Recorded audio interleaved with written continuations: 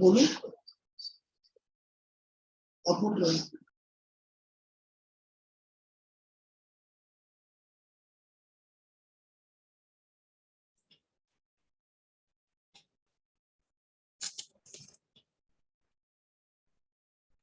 Hello yes ma'am हाँ start हो गया या thank you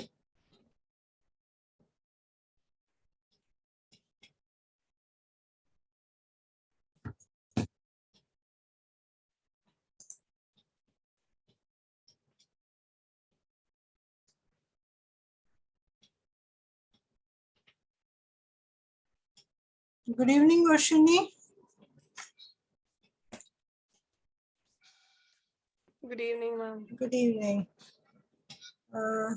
I think you sent me something right Yes, ma'am. okay you just sent me a little while ago I haven't seen it I just saw some message coming in yeah, I'll go through it in fact I think I'll share my email address you can send it on that right Okay, ma'am.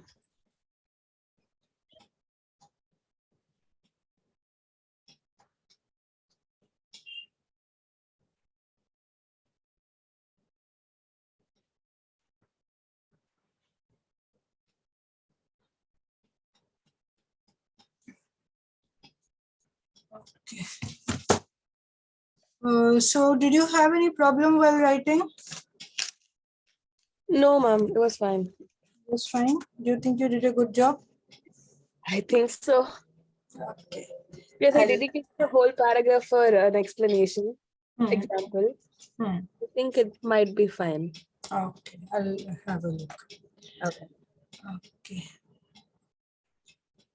So, okay, we'll just wait for everyone to come in. Good evening, Vinayak. Can you hear me? Yes, ma'am. Your voice is a little faint.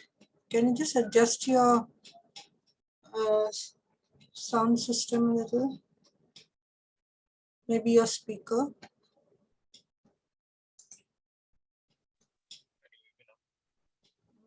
Still very faint.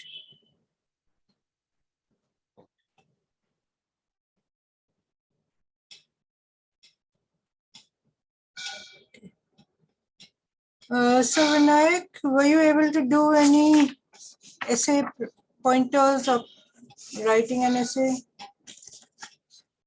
No, ma'am. I had some school work to do. Okay. Maybe over the week or maybe in the next 2 days you could, right? Yeah, I'll try.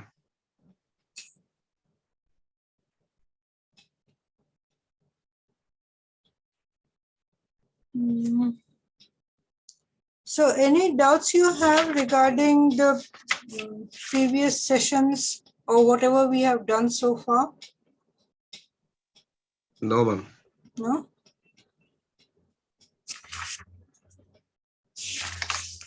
So you think you'll be able to do your speaking task well?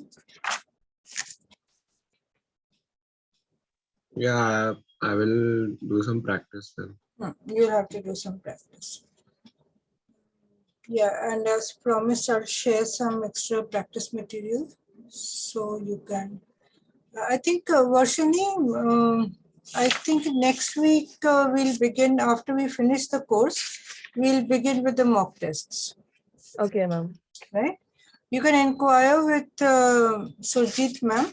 She'll give you the dates. Yes, ma'am. Ma'am, I also sent you the mail of the writing. Okay, I'll have a look after class, right? Yes, ma'am. Okay. Should have joined 10. Okay, so we will begin. The others can join.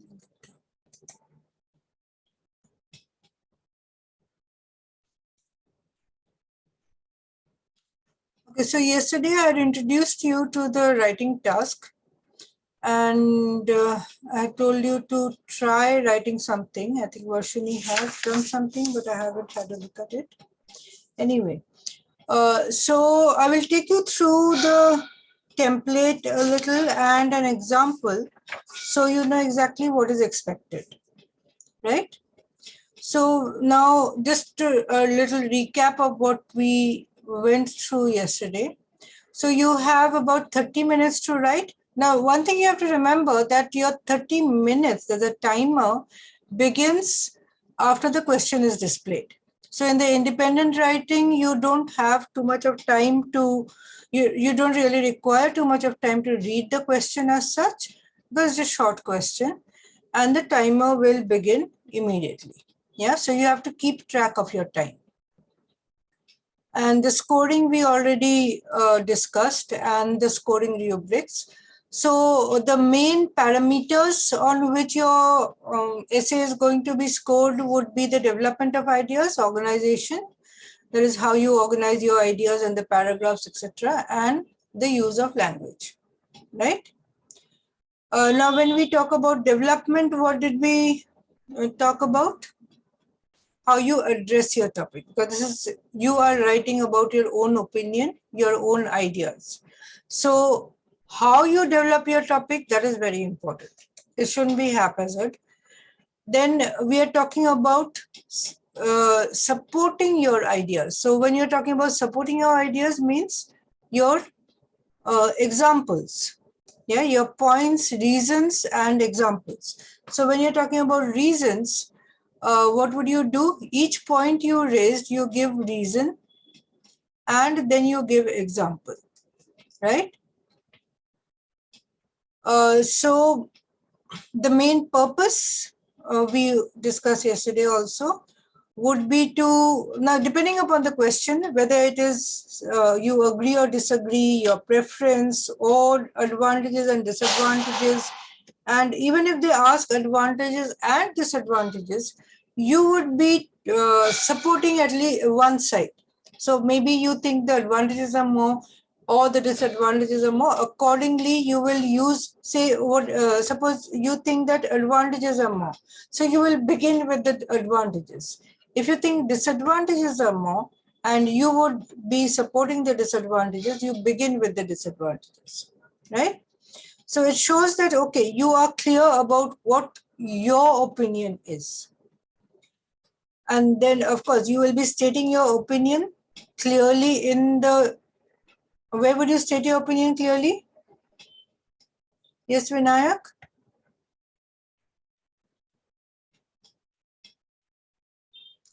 Yeah, ma'am. Where would you state your opinion in your essay?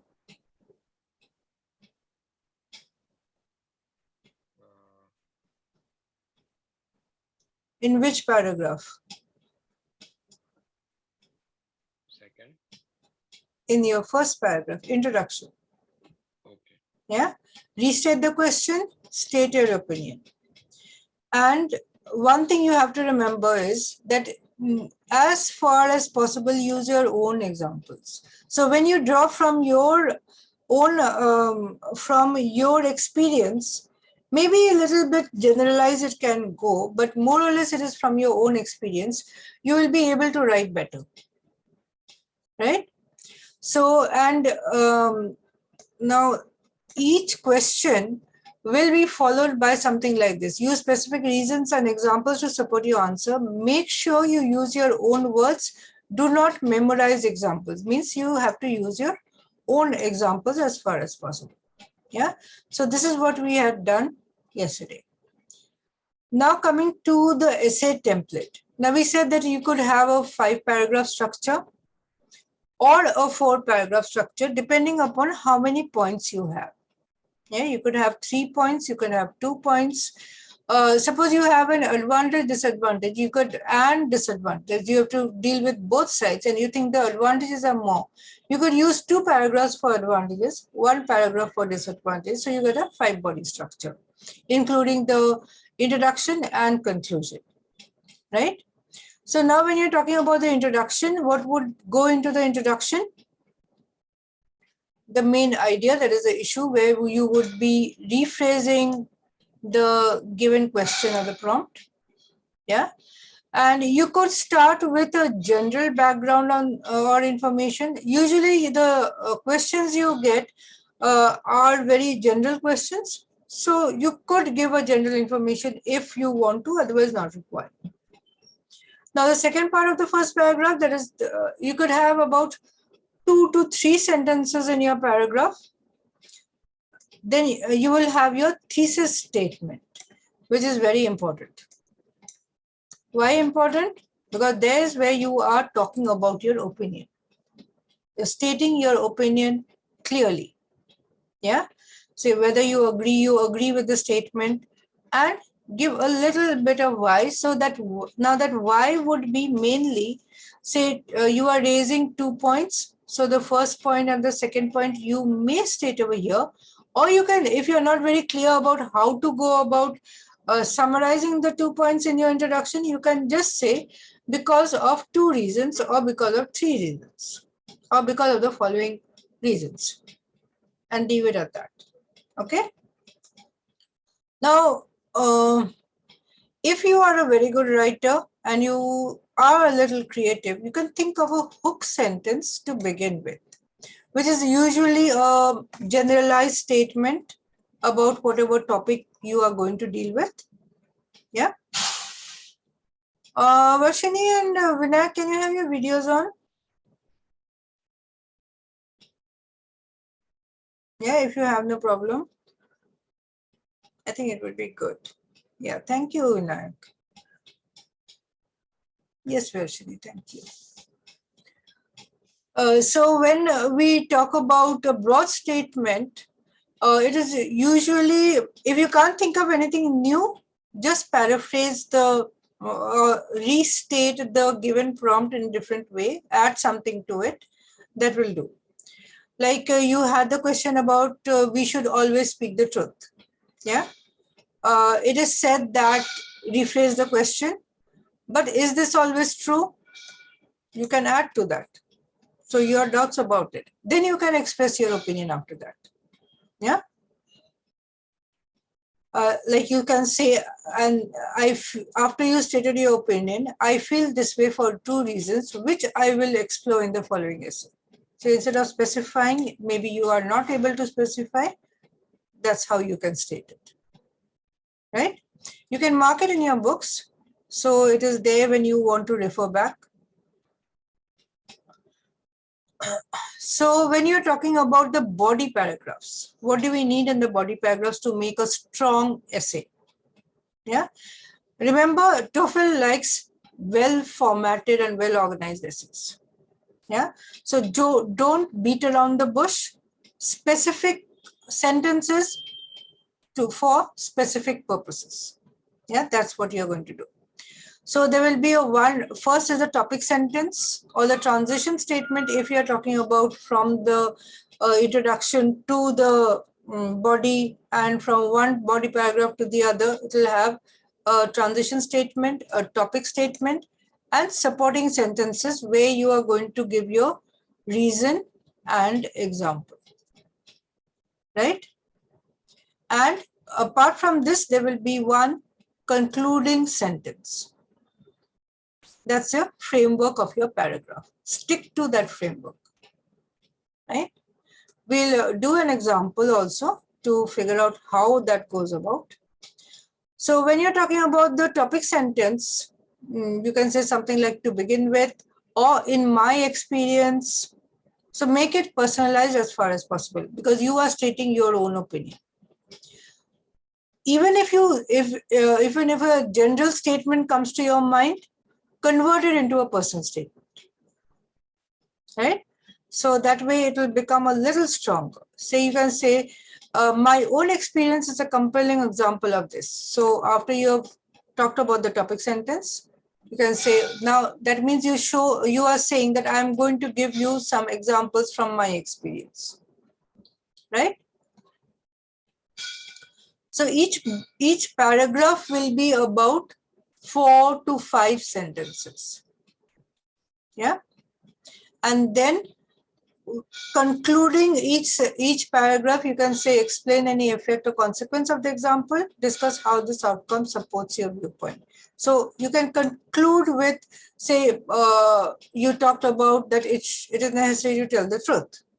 So you talked about an example, what were the consequences of it? And from this, we can see that in such situations, it is imperative that you speak the truth. Otherwise, you will get into trouble. Yeah, just a short conclusion to the particular paragraph. Now, if you're talking about the body paragraph, there's a paragraph 3 or the body paragraph 2 in this case. Yeah, so body, when you talk about the body paragraph, it will be paragraph 2 of the body, excluding the introduction. So you can begin with secondly, that is to show that, okay, you are bringing up a second point, or furthermore, right?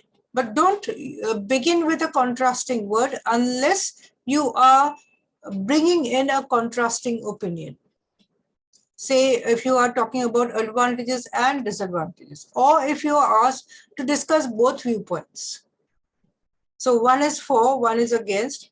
There you can use moreover or however, something of that sort to begin with. Say you can talk about my own personal, no, own and personal don't go together. My personal history is proof of this. So you're giving examples after that. Yeah. And always give clarity. Now, whatever you write, it should be clear whether you are agreeing or disagreeing. Your opinion should be expressed through your reasons and examples. Yeah. So what is the purpose for the reasons and examples? Yes, Varshini? What is the purpose of the reasons and examples? Ma'am told, I'm not sure. Why I'm are you not giving? Okay, just say that you are talking to somebody and you tell that person that we should exercise every day. Yeah. Then what will you do after that? I state examples on why you should exercise. Yeah. So why are you stating examples? To support my point on why we should Exactly. Exactly. So you are giving reasons and examples to support your opinion or support your point. So that supporting, it should be clear that this reason and example is supporting your opinion, right? And because now remember from the scoring rubrics, what did it say? If you go back to your scoring rubrics, have a look at it.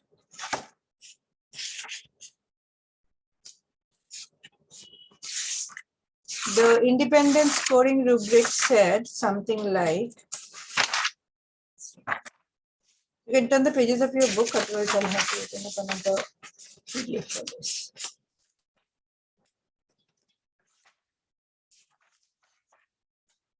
So if you're going to get a score of 5, means it should be clear, right? Yeah. Effectively addressed. Yeah. The response effectively addresses the topic and task. Well organized and developed, strong, consistent language. So when you say effectively addresses the topic and task, your reasons should be good enough to support your opinion.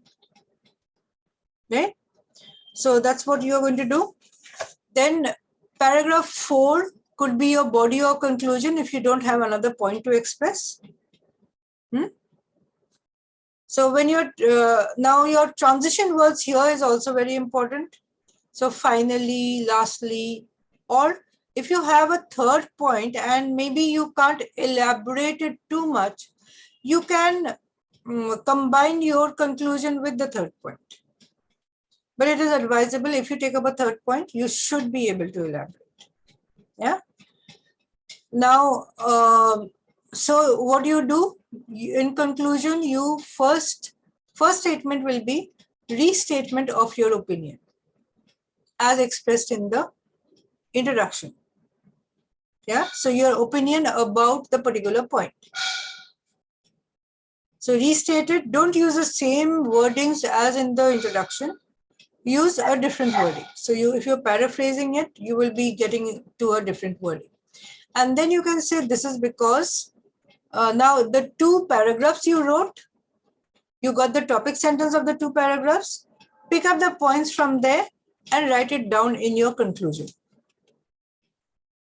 Right?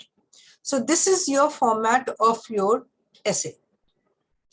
First paragraph, introduction, stating your, restating the prompt or the question, giving a general statement, stating your opinion. Then first body paragraph would be the first topic sentence, reason, examples.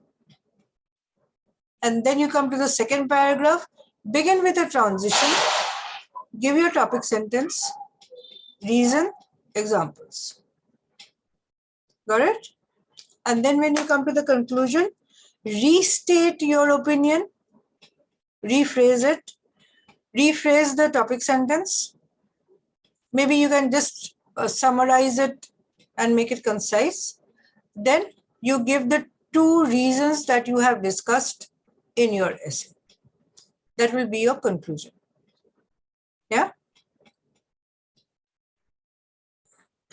So now when you're talking about conclusion, here you go. You can mark this and refer back whenever you think, okay, am I correct or not?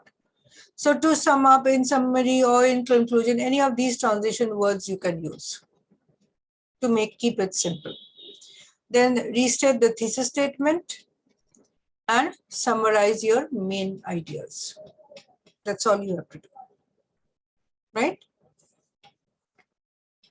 Okay, now what we'll do is we'll go through or analyze an example.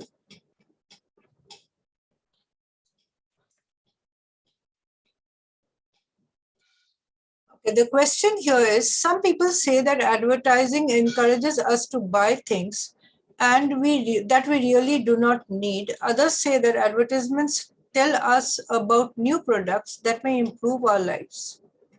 Which viewpoint do you agree with? Use specific reasons and examples to support your answer. Yeah.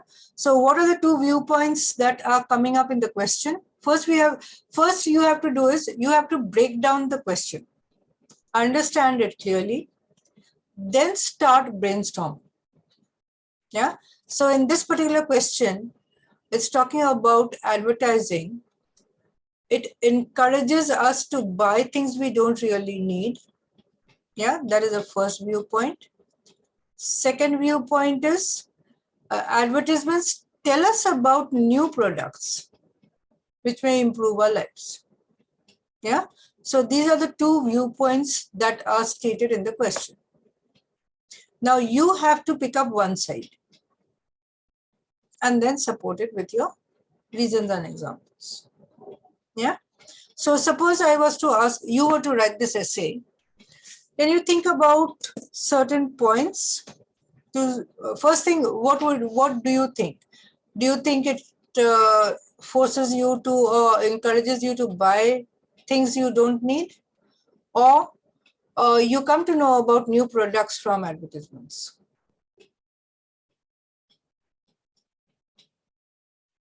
Ma'am, when we're attempting these kind of questions, can we, if I'm going to support the point where advertisement improves our lives, can I add additional points like advantageous points for the how it encourages us to buy new things?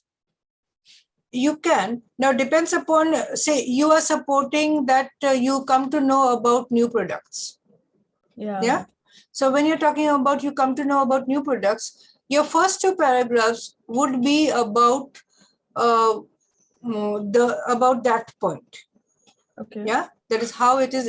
You come to know about new products and from your personal experience, how it has helped you. Yeah, so you can give examples of that. Then you can go on to a 3rd paragraph and say, however, this does encourages us to buy. Now here the point is we really do not need. That is the point over here. It Yeah. does encourage us to buy new things, you can say, and we come to know about new products. So there could be something we think it is not required, but it can turn out to be useful. Yes, ma'am. Yeah. So that way you can include a third paragraph on the other viewpoint also. Okay. Yeah. But given the time limit and the word limit, so about 300 to 400 words maximum you can write in those 30 minutes after planning. So it would be advisable to keep to the opinion that you are supporting. And if you have time, you can go into the other points, right? Yes, ma'am. Okay, so now let's brainstorm a little on this. Now, also, one thing more you can do is, if you are confused what to write, whether to support the first part or support the second part, best thing in these type of questions is you create your column. Yeah, you write for and against, right? Now you write your points, whatever comes to your mind, point number 1, point number 2, point number 3 here, point number 1, 2, and 3 here. Whatever comes to your mind, just think of points, just pointers, and put them down. Then see which one would make a better essay to write. It doesn't matter whether you support this or that. There's no right or wrong, right? Suppose you think that it encourages us to buy things that we really do not need. You are getting more points on that. You can talk about that. Or if you think that you are getting more points on, it tells us about new products and you get more examples for that, you can talk about that, say. Right? So just reading the question and making up your mind becomes a little difficult. You rather put down your points and see which side of it you get more points and more examples. Okay, now another thing, when you think about a point, think of an example. Right? Each point should be supported with examples. So if you say you've written 3 points here, you get examples. Suppose you wrote 2 points here, you are not getting examples. Right? So you go with the side that you have your points and examples. Okay? So now can you try this question before we go on to seeing how this sample is written? Just pointers.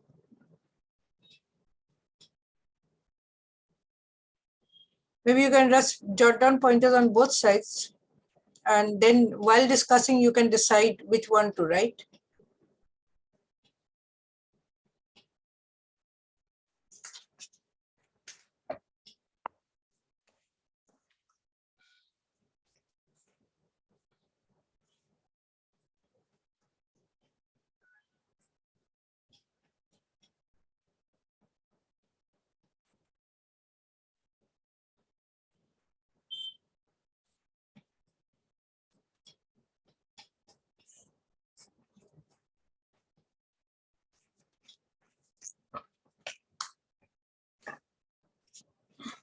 Yes, Varshini, thought of something?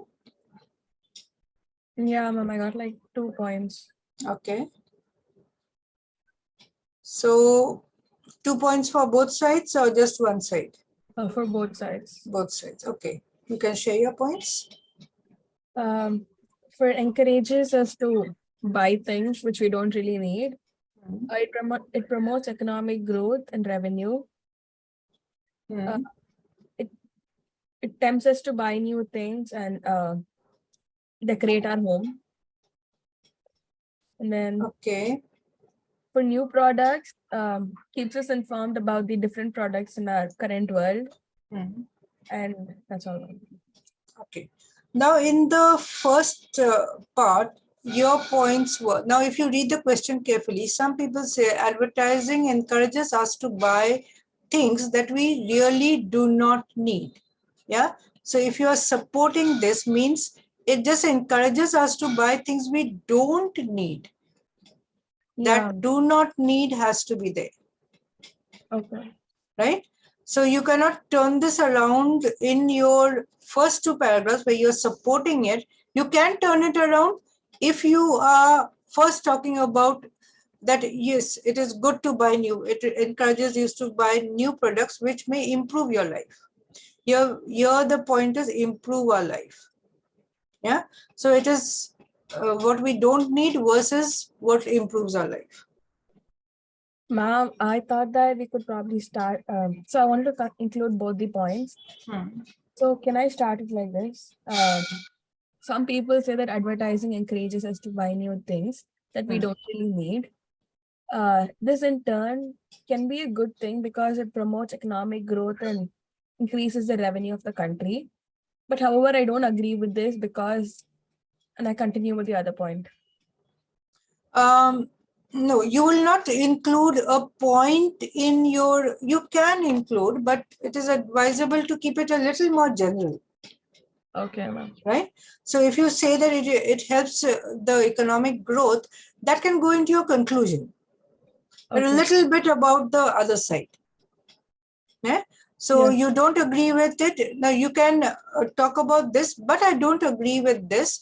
In fact, I think that advertisements help us to give us information about new products and help us to improve our lives. Yes. Or helps us in using better helping helps us to use these products to better our lifestyles. Okay. Yeah, to just about some rephrase it. So basically you have to stick to one side. Yeah. First you stick to one side and then you can talk about the other side. So your opinion should be very clear in your thesis statement. Okay. Okay. So what are the points or the reasons that you have? Specific reasons with examples. Did you get your example? No, ma'am. No? Think about your examples. Yeah. Okay, let's get to Vinayak. Yes, Vinayak. Ma'am, I am supporting the point that advertising encourages us to buy things that we really don't need. Okay. Because, for example, sometimes the advertisements attract the audience or target some particular audience, such as the kids, by showing some kind of product that gives some toy or something free, like some wafers or something, which attracts the kids in order to buy those things, and they like ask their parents to buy those things, which are not really necessary. Anything else? That is one point. Advertisements also, like some beverages like Coca-Cola and Pepsi and all. They don't really show what it's made of, like its ingredients and all, because those are actually harmful and don't show the perimeters that the person needs to control while having those beverages. So what do the advertisements really show? You can talk about that. They really show that whatever the product is, it's just cool and it's just you can say that you can say something like the advertisements lure you to buy the products, making them very attractive.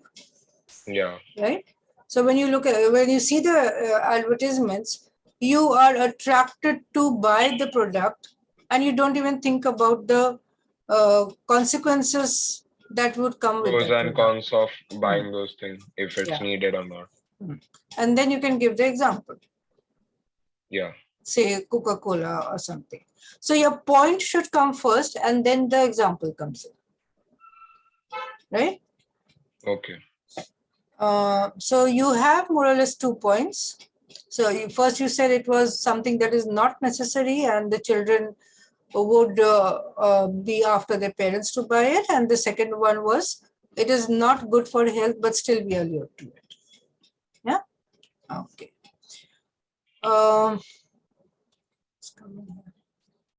Good evening, Gerd. Yeah, good evening, ma'am. What happened? Like, ma'am, like I joined first, like the meeting wasn't started, so I thought the class was not there, but like I joined 10-15 minutes later. So like, Yeah, right you now, joined about almost half an hour late. yeah, yes, ma'am. Okay, you should have waited till the class started. Yeah, it did. They did start it a little late, about 5-6 Yeah, ma'am. minutes. Okay, so I think you missed out a little. Anyway, you can follow what we are doing. Yes, ma'am. Okay, now this particular question, we have an example, a student's example of an essay. So we'll read through it and see how it is framed, and we'll analyze how we are supposed to write. Okay? Ma'am. Yeah. Okay, now the question said, some people say that advertising encourages us to buy things that we don't really do not need. Others say that advertisements tell us about new products that may improve our lives. Which viewpoint do you agree with? Use specific reasons and examples. Okay, so now first sentence would be paraphrasing the question. Yeah, and adding something to it if you can. So the first sentence is, some people believe that advertisements lure us to purchase goods that are not of necessity. Yeah, this was the first part of the question. If you see, it is paraphrased. Some words you can use the same, like there are terms which you cannot change, but more or less you can paraphrase it by, now sometimes if you think that it is difficult to paraphrase, at least change the order in which the sentence is written. Yeah, that will help you to start in a good way. Okay, now the second sentence here was, others say that advertisements tell us about new products that may improve our lives. So let's see how this is written. Others are of the view that advertising has a positive role to play in a modern society, helping us choose between competing goods. So this has been stated in a different way. Yeah, a better way. Now comes in my opinion, right? The next is the thesis statement. I strongly believe that advertising encourages consumers to buy unwanted items for 3 compelling reasons. So the examiner knows that there are 3 paragraphs or 3 points coming up. So clearly stated that it encourages us to buy unwanted items. If you see, which are not of necessity, same thing, unwanted items. Paraphrased, use different words to express yourself. That is very important. Okay. We're now coming to the paragraphs, the body paragraphs. So the first point, to begin with, advertising creates unrealistic expectations about the products with exaggerated and misleading claims. So this is the point, this is the topic sentence. Yeah, the reason that you are giving. For instance, that is, you are giving examples. Advertisements for prescription drugs create unrealistic expectations about the effectiveness of the drugs and its side effects. So unrealistic expectations. Yeah. In these kind of advertisement, the visual images only show healthy, happy people. It never truly shows the actual downside effects of the drug. Similarly, beauty and health products. Now, this was example 1. Then it comes to example 2. When you are putting in example 2, you can say another example or just similarly, because the same point is continued. You are explaining the same point with another example. Similarly, beauty and health products may not live up to their promises, resulting in wasted consumer dollars. So another point raised, wasted consumer dollars. Disclaimers are often hidden in very small print on product packaging and in out of the way spots in ads. Yeah. So this is a sort of a concluding statement that these advertisements are misleading. Why? Disclaimers are hidden in in small print or in out of the way spots and ends. Yeah. So if you see the structure, it began with the topic sentence. Yeah. Then that is the reason. Then it went into example 1, explained with the help of the example. Then example 2, explained with the help of the example. Now you may have just one example, so you explain with the help of one example. That's okay. You don't really need 2 examples. If 2 examples come to your mind, you can use both examples. Okay. Now coming to the second point. Secondly, your essay should state clearly that, okay, this is my second point. Yeah. Multinational corporations create meticulously crafted acts to entice customers to purchase their product. So now it is coming to multinational corporations. What was the first one about? Advertisements create unleading expectations about products. Now goes into a little more specific. Going into here they were talking about prescription drugs and beauty and health products, right? Now coming to multinational corporations. Create meticulously crafted ads to entice customers to purchase their products. Now, if you see, it's the same point, but written in a different way, right? Then coming to the example, the first one was, for instance, here again, for instance is used. You may change it to, for example, yeah, fast food chain McDonald's. Now, one thing you can do, here that is allowed is you can take examples with names. Yeah. So, because if you're talking about your personal thing, so here's your example, Vinayak. McDonald's advertising artifacts try to lure children with toys and playrooms in order to sell kids' meals. I think all of you have bought those kids' meals from McDonald's for the toys. Yeah, I've got a whole lot of them at home. Moreover, now here you are going to further expand on the point. So your transition word is moreover. Vigorously advertising campaigns are promoted across a plethora of channels such as TV. So how are they advertising? Expanding on the point that how they advertise. Billboards, online and so on to grab consumer attention. Yeah. You had said entice consumers. Now you are going to show how they are enticing consumers. Consequently, now what is the result of this? Consequently, people become more materialistic as advertising compounds the desire to own more items. Yeah, desire to own more items. Then the third point. Lastly, it begins with lastly that, okay, this is my final point.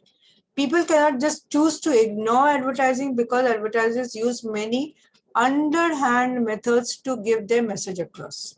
So the third point is underhand methods. So posters have attention-grabbing words or provocative pictures. Furthermore, another point added, furthermore, some advertisements today are even being hidden in what seem like pieces of art or public information. Yeah, getting specific. As a consequence, so what is the consequence of this? As a consequence, people don't realize they are being marketed to. So what is it doing? This is supporting your point. By targeting people's unconscious thoughts, adverts are a form of brainwashing to take away people's freedoms to make choices. So this is a concluding statement of the paragraph, right? So if you see, this paragraph also began with a topic sentence, explained it a little further, yeah, and this was example. Examples were the posters that you stated a topic, a point. You have to use examples to explain it, and then goes on to conclude that what is the effect of it, because you are saying that it doesn't have a good effect. It forces us or lures us to buy things which are not necessary. How does it do it? Right? So these were the 3 points that have been brought up in this particular essay. You can write it differently. You can have different points from this. You can deal with it differently. But more or less, the structure will be similar. Your reason, explain the reason with the help of examples, or just expand on explaining the reason, then go on with examples, and then conclude, give the consequence, because you are saying this is not good. So you have to talk about the consequence. Yeah. And then you conclude each paragraph with a concluding sentence. So if you see this, if you look at the last, we have the last paragraph in front of us. How many sentences? Sentence number 1, 2, 3, 4, and 5. Right? 4 to 5 sentences, not more than that. And the sentences, if you see, should not be very long. Maximum 2 lines, 1 line or 2 lines. Don't go into a sentence which extends to 3 to 4 lines. So the maximum lines in each is 1, 2, 3, 4, 5, 6. 6 lines here. If you look at the previous paragraph, it starts with secondly, this is your first sentence. Then for instance, giving the example is the second sentence.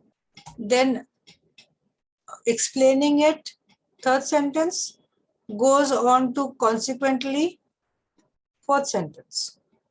Yeah, the concluding statement. And how many lines? 1, 2, 3, 4, 5, 6 lines. Again, 6 lines. So your paragraph, if you have a paragraph of about 5 to 6 lines, that is the ideal length. Don't go beyond it, because you will not be able to write.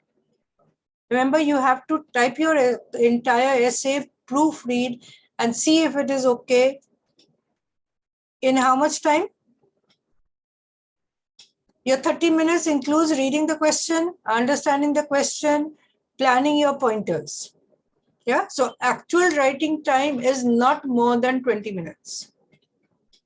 And you also have to keep 3 minutes at the end to proofread your essay. If you don't proofread your essay, you will be left with some mistake somewhere. Unwanted mistakes which could have been corrected. Yeah, and which will be glaring at the examiner. Yeah, so don't do that. Okay, now coming to the conclusion. So we had 3 points over here. This student had 3 points. Now to the conclusion. In closing, or in conclusion, you can say, restating your belief. I firmly believe that the sole purpose of advertisements are to persuade us to buy things that we normally wouldn't. This is a restatement of the question or your thesis statement. Yeah, this is your thesis statement restated. The products that are advertised often don't live up to the standards we have set for them because of false advertising. This was the first point raised. Yeah. In addition, ads created by big corporations are often exaggerated, making us to buy goods that are not necessary. That was the second paragraph's point. And third paragraph's point was, finally, because of many underhand methods advertisers use in ads, we are taken away our freedom to make choices. So this is your conclusion, right? So in your conclusion, what did you do? Restated the thesis. That is your opinion. And just in one sentence each summarized the three points made in the paragraphs. That is your conclusion. So this will be the ideal format of your essay. Right? And when you are writing, you have to keep in mind that this is what your essay should look like. Okay? Got it?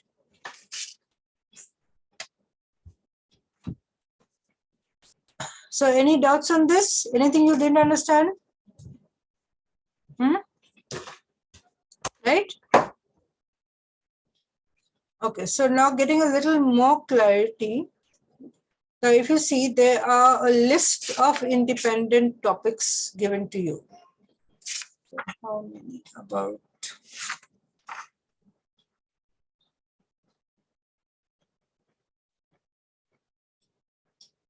I think about 50 topics are there to choose from to practice Yeah, 52. Now, if you see, now I'll just take you through the last few.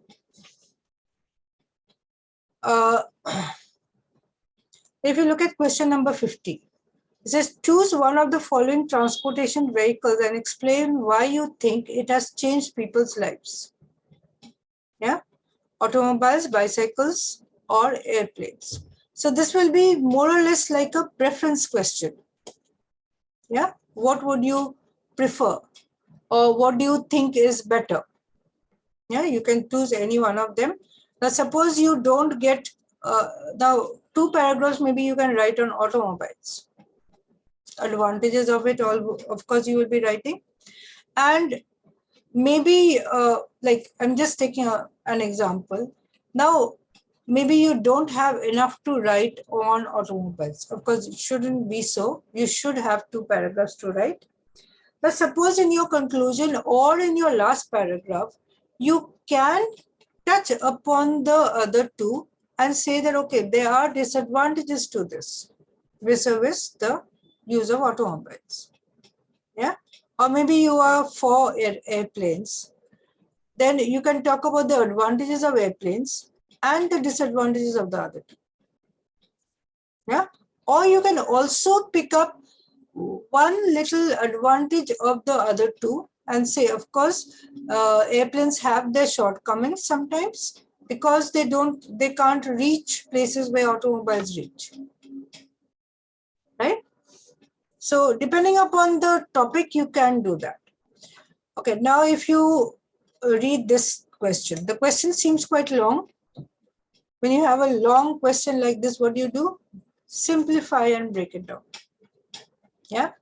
Here it says, often we are required to participate in group projects at school or work. Sometimes we must work with people who share our opinions and ideas.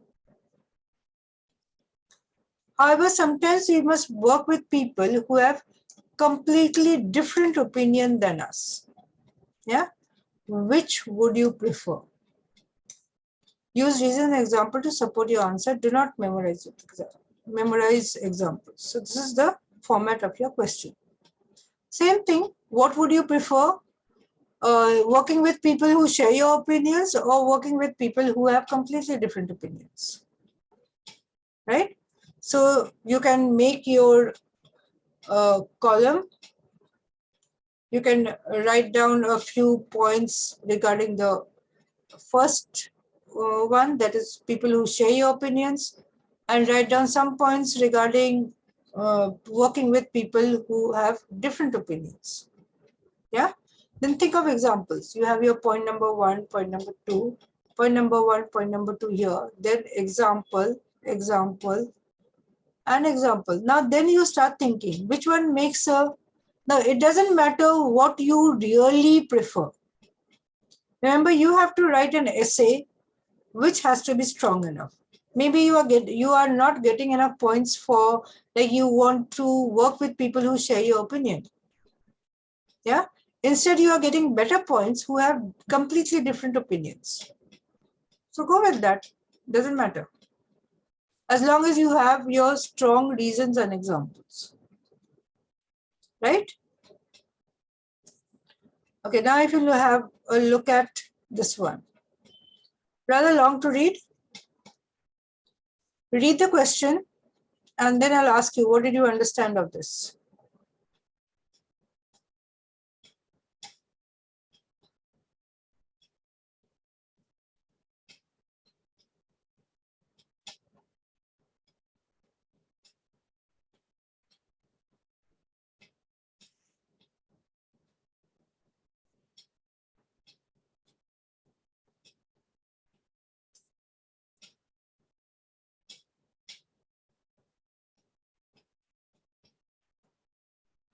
So this question can come in a simplified version or in a more complex version.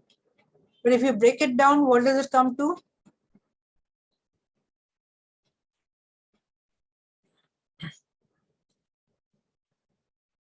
This Vinayak, can you tell me? What is the question really about? How would you simplify it? Uh, uh, just the second sentence of the question is simpler version. When you are dealing with a serious problem in your life, what do you What would you feel do? is the best way to handle? Yeah. Yeah. So that is so. We are faced with difficult challenges in our life. They can occur at home, work, or even school. That is just to confuse you, make it a little longer. Actual question is this. Yeah. And your choices are asking someone with more experience, looking for potential solutions on the internet, taking a long time to think about the problem. Yeah, out of these three, which do you think is the best way to solve your problem? Yeah, so you have to think about at least 2 reasons for each of them. So maybe you can just eliminate 1 or 2 of these options and think about what would you do, right? So suppose I ask you to give me some points on this. You can brainstorm a little, write down a few points, okay? And then we can discuss.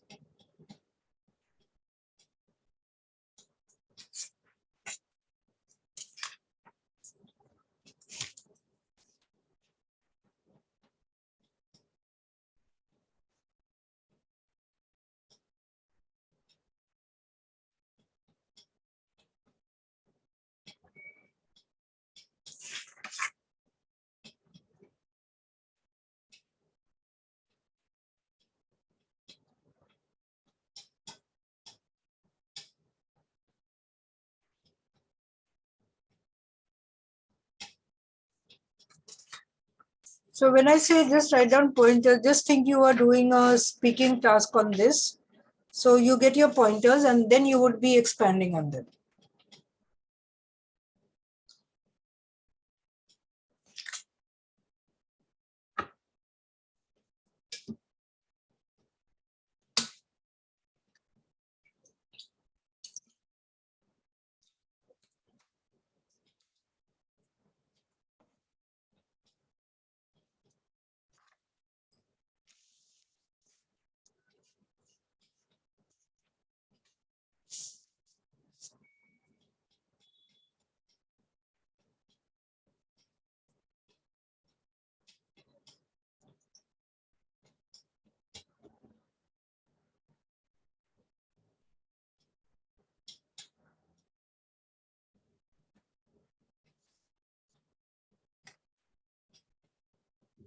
Ma'am, Yes.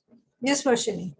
ma'am, in case if I'm running short of points, can I start? So if I'm going to choose the point, if I'm going to talk about asking someone with more experience for advice, and I don't really have many points, I just have 1 point. So can I contradict the other 2 points and then come back to the first point and explain why? You can do that, but it would be advisable to begin with the point that you are supporting.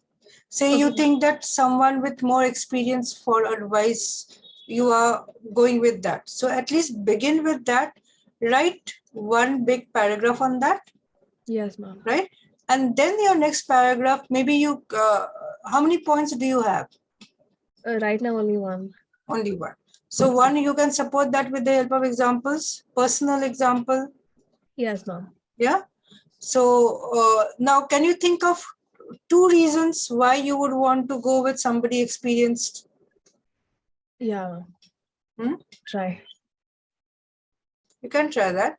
And in case, now as far as possible, you should get 2 paragraphs to support. Now suppose you don't get that, then you can go on to these other 2 points and write a second paragraph that why you would not go for, with internet. So when you can compare the internet with a personal person with experience. Yeah.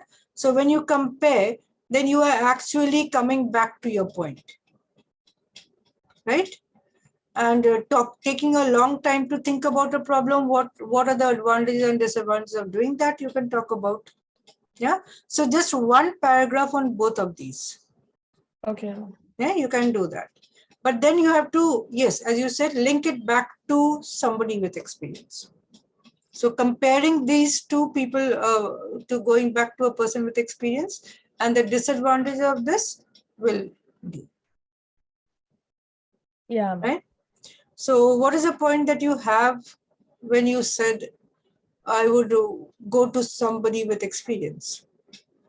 Ma'am, I'll just tell the point. Yes, just read out what you've written. Yeah. For example, my mom would have more experience than me and could guide me on what I should do at a situation, such situation like that. So that's an example. How would you begin the sentence?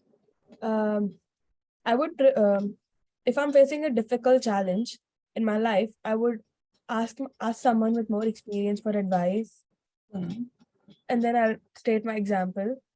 And then, so can you add something to it to expand your point as such? yeah, That would be about half a line, you said. yes, ma'am. So you can just say that in my years of life, I have not gained as much experience as compared to people who are elder to me. For example, my parents or grandparents, or even my teachers, right? And then you can go on with an example. So it would always be advisable to draw on their experience rather than stick to my little experience. Okay. Yeah? So the same point, now the point hasn't changed. Point is the same, you just added a few things to it.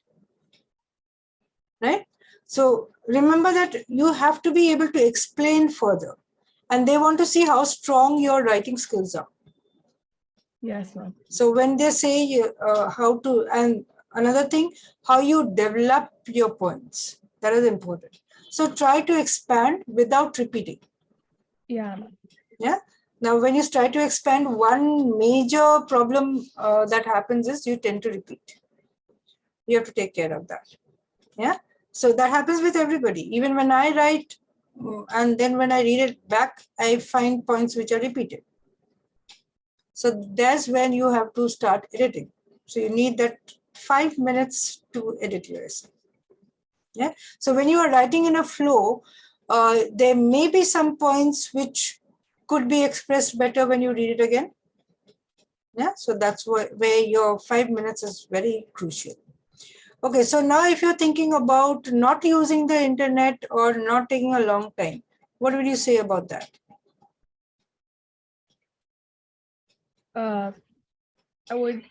I think I would go like, I wouldn't prefer taking a long time analyzing the problem or looking for potential solutions on the internet, because internet just gives an overall view and a generalized situation, and I wouldn't be able to relate to the internet because I'm facing a different crisis at that moment. So even if you found a solution to the crisis you are facing, yeah, what would happen? What would the consequences be? You can talk about the consequences of using the internet, the negative consequences. Okay. Yeah. So you may use the internet, you may go into the internet, but there would be so many solutions which would be confusing, first of all. Yeah. And then you can go into further, like I wouldn't be able to relate. Maybe the person facing probably a similar problem is in a different situation completely. Maybe the background is different. So the same solution will not apply to me. Yeah. Yeah. So I would rather go to somebody who is experienced and would know me better for a solution. Okay. Yeah, that way you can save. So in the internet, it is all a third person's view. I would want somebody who knows me and would give me a personalized solution. Yes, ma'am. Yeah, that way you can talk about it. Okay. And anything on taking a long time? Ma'am, I would probably say that taking a long time to think about a problem would just prolong the problem longer. And I would be more stressed about the problem rather than concentrate on other works which I have. Yes, you can say that. That's also good to say. Yeah. Okay, so yes, Varshini had her points. Vinayak? what is your take on this question? I'm actually writing them down a bit. I would come back in a few minutes. No, just tell me your pointers. I don't want entire sentences. Just points. So Just a second. what would you prefer? You have to begin with your preference.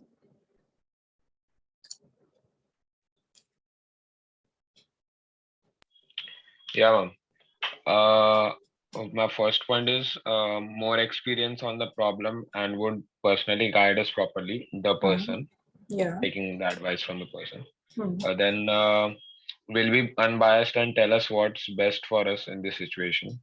Yeah. Would give me solution accurate enough as for my problem, something which internet solutions won't provide. Hmm. If we start thinking on our own, we might come up with a solution at some point, but it might be too late for us to solve the problem. Right. So now for these, you Person, have to think of examples. yeah. Right. I might take examples like as a student, if I take a suggestion from some senior student who has experienced some kind of problem. So you can think of a like getting less marks in the so pre-boards. you can draw from your personal experience. So like you can say that I had this problem. I searched for on internet for a solution, but I could not find a satisfactory solution. And then I turned to a senior or a friend who was say a few years senior to me, or maybe a parent, and how they guided you, so that you can bring it out on a personal level, right? Yeah, the person would quickly suggest me with a personalized solution, or even simplify the problem for me. Yeah. So when you now remember that when you are giving a statement, now how many statements did you have? Around 5 maybe. Around 5. So now out of the 5 statements, how many paragraphs can you create using similar points? Look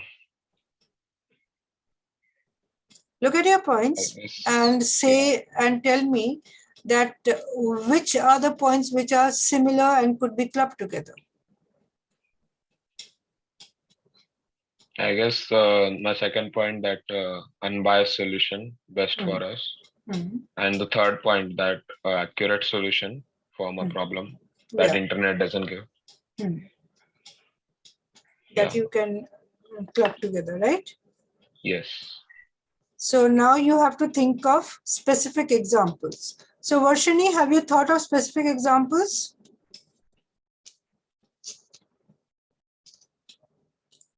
So Varshini, you can think of specific examples and write down. By the time I'll go to Garv and come back to you. Yes, ma'am. Okay, Saransh, you're also there. I think I missed you. Yes, Saransh, have you been following what we are discussing?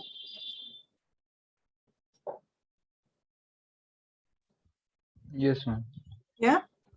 So do you have any points on this?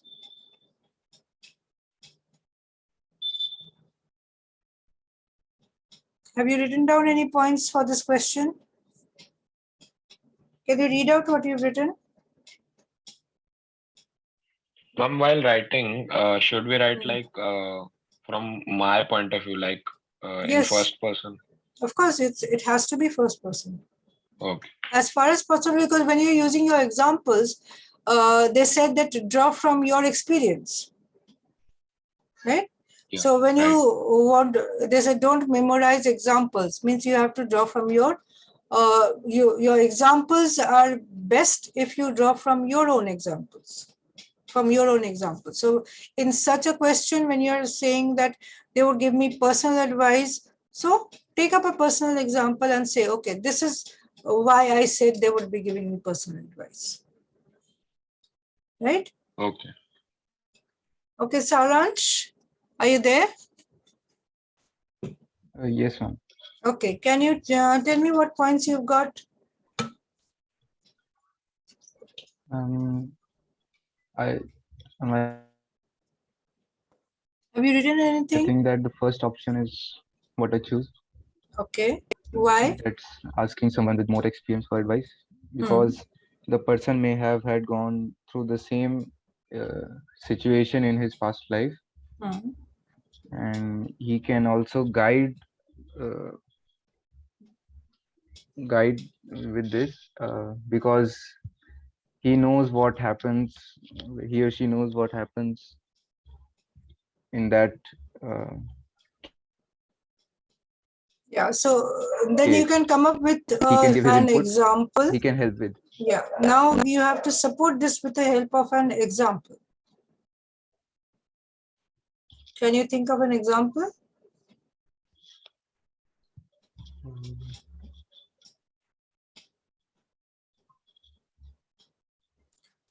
Remember, every point you make should have an example to support it.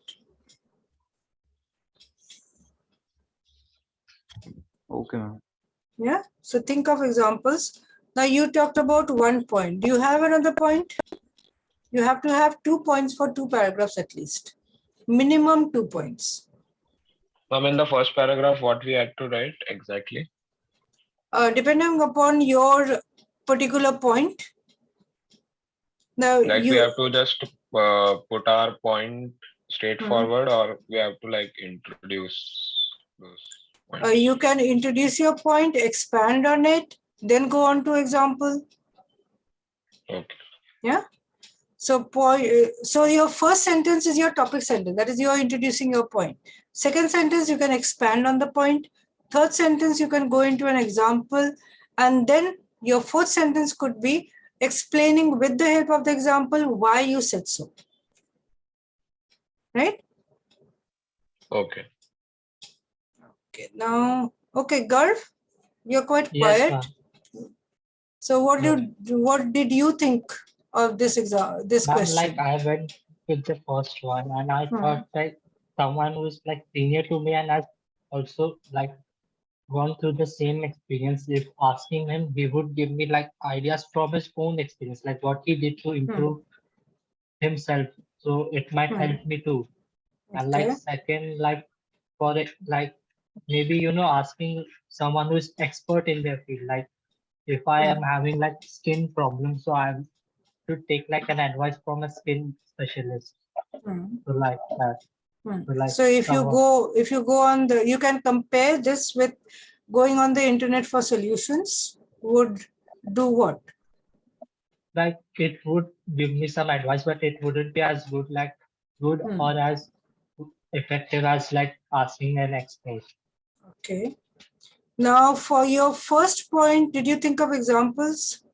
Like mom, like basic, like if I get less marks in a term, so like I asked in senior of Now how he improved it. instead of saying if, you can say that I did this. I did, yeah. Yeah. Yes, ma'am. So you can think of something like you did get less marks, and then whom you approached and how did that person help you, and what was the consequence? Did you Yes, ma'am. improve, or would have been better if you had gone on with given it more time as compared to taking advice from other person? Yes, ma'am. Yeah. So you can do that. Yeah. Okay. So coming back to Varshini, you've got your examples. A few of them, ma'am. Okay, very good. So what are your examples? Can you share? Yeah, ma'am. Ma'am, I didn't write it in a paragraph yet. No, I don't need paragraph. I just want pointers. Yeah. So for first, the supporting point, asking someone with more experience for advice. No, 1 second. According to me, the best way to deal a difficult situation in life is to ask someone with more experience for advice, because they would have already gone through the same situation, and would be more mature and would have handled it some way or the other. And their experiences can help me deal my situation in a better way. And then, ma'am, that's the first paragraph. Okay. And then for the second paragraph, I'll probably contradict the other 2 points. Now, when just a moment, you are talking about the first example. Is this a specific example or is it still general? It's still general, ma'am. It's still general, right? So you can come up with a specific example to explain your point. Okay. That will make your essay a little stronger. Okay, ma'am. Right? So then, once I stated all these points right now, I would probably say, for example, I would ask my mom for advice because she would have already gone through the same experience at my age, and she would have had. Take up a specific example on which you would ask advice. Because again, it's coming to the same thing. Yes, ma'am. Yeah. So you could say you were in a particular problem. So you can state a problem and you went to your mom and the advice that she gave you was really helpful. Yeah, that way. Okay. So, so always when you are talking about examples, go specific. Yeah. Yeah, generalized. Now you made your point. You are again stating the same thing as an example. That doesn't help. So go specific and like what are the examples doing? The examples are supporting your point. Yeah. So you are proving your point through your examples. So when you are going to prove your point through your examples, you won't be restating the point as an example. Yes, ma'am. Right? So you have to go a little more specific. All right. Right? Okay. So now this particular topic, everyone can write for homework. We've discussed this. Everyone now, all of you know the template and how to go about it. So this is one topic is your homework for Friday. Yeah. You can mail it to me. I'll just write my email address in the chat box so you can see it. Yeah. Take note of my email address and you can mail it to me.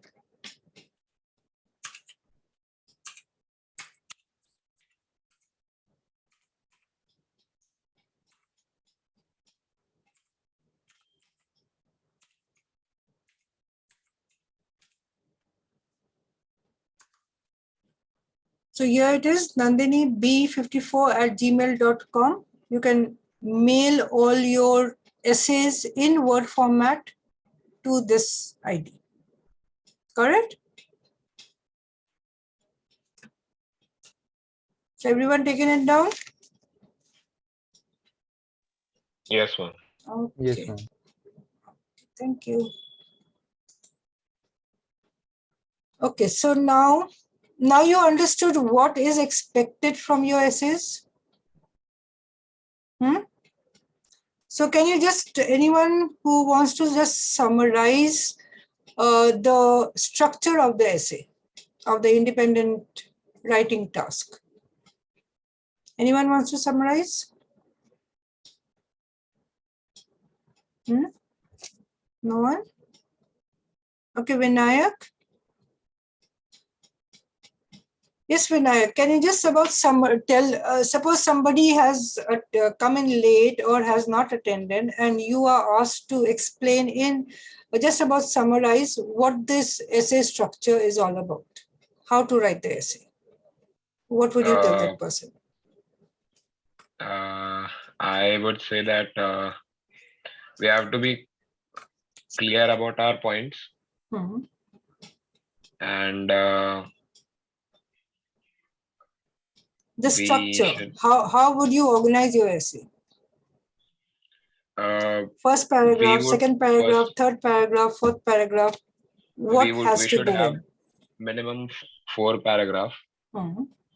And like we should have at least 2 points on the given question, right, along with the examples. So in the first paragraph, we'll firstly introduce or like paraphrase the question itself. And then we'll state what we prefer or agree or disagree with. Okay. And then we'll go to the other paragraph and state the first reason or state the first opinion for that side that we have chosen. Right. in the question Hmm. will firstly tell the opinion and then support it with an example. Hmm. And similarly, in the third paragraph, we will do the same thing for the other reason. Hmm. And then concluding paragraph will be the fourth paragraph, Right. where we'll basically again summarize what uh, we are trying to say through our essay. Hmm.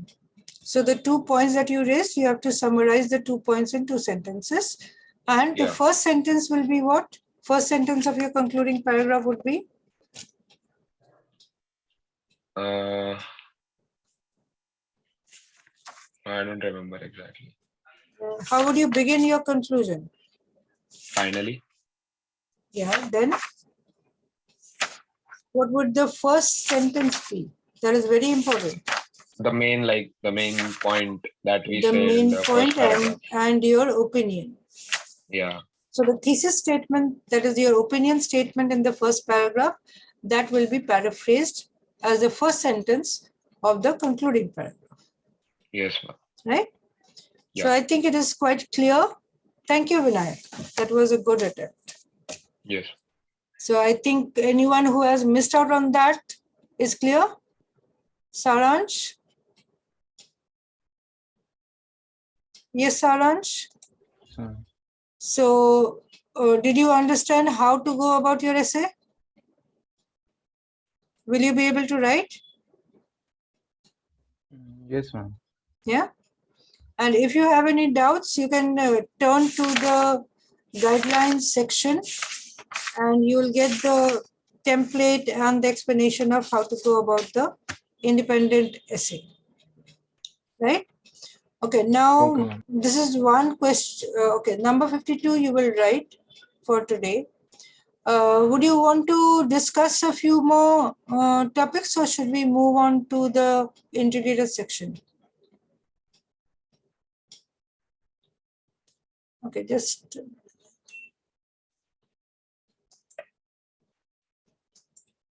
We can go to the integrated. we can go to that. I Yeah, think half an hour left. we have discussed enough of this. Yeah.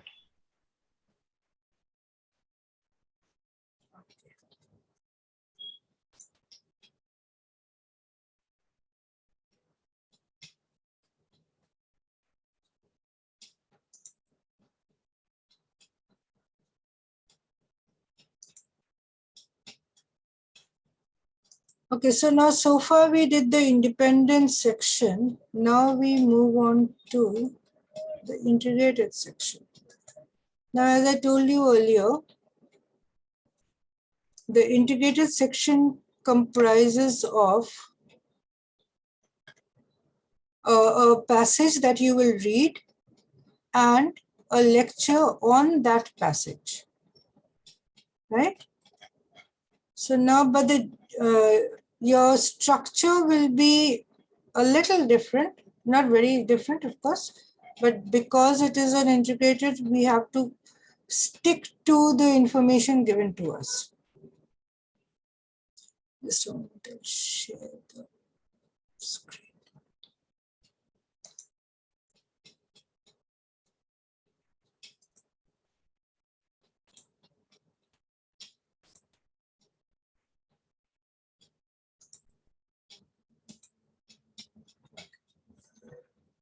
So when we are talking about the integrated section, you will first read a rather big text, about 230 to 300 words. It will be an article sort of. Usually it's an academic topic. It's an argumentative essay, I would say. Yeah. And then you would go on to listening to a lecture which is about, say, about 2 minutes long. But here the lecture will not be played again, right? Though the passage will appear again for your reference, but the lecture will not appear again. So you have to take notes on the lecture. Now, when you're talking about the question,